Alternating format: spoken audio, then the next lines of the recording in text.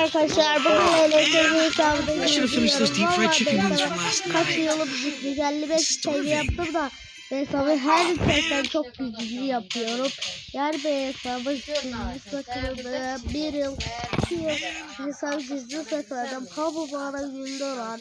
Hesabı hakkında gösterince akıllanacak. Oh man. Sultan ağlama diye bağırışı var. Sultan ağlama. Oh man. I should have finished those deep fried chicken wings from last night. Oh man. Sensiz kalmışam. Yolda sırmalar. Sensiz kalmışam. Kalmışam.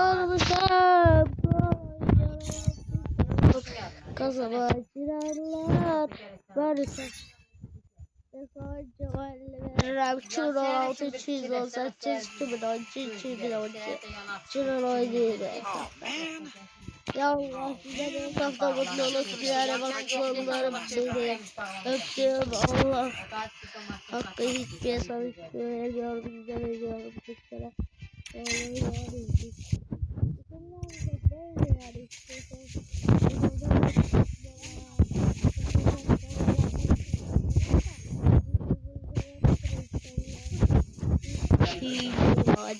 Şiide aç konuşur yani bir şiide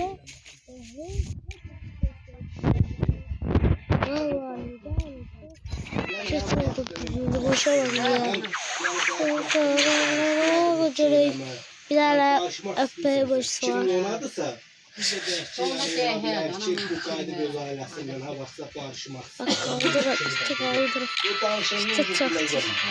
Çaklar 55 yılı gider hesap. Bakın.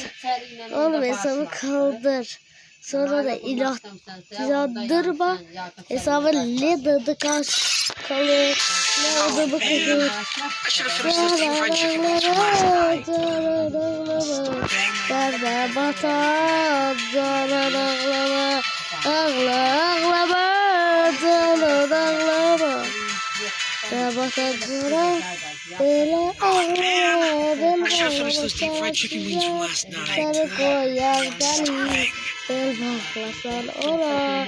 Çörsenin çellete kala. Biz saktar çiziriz sanlar. Yine savunla da bana mutluluklar dileyin arkadaşlar. Allah.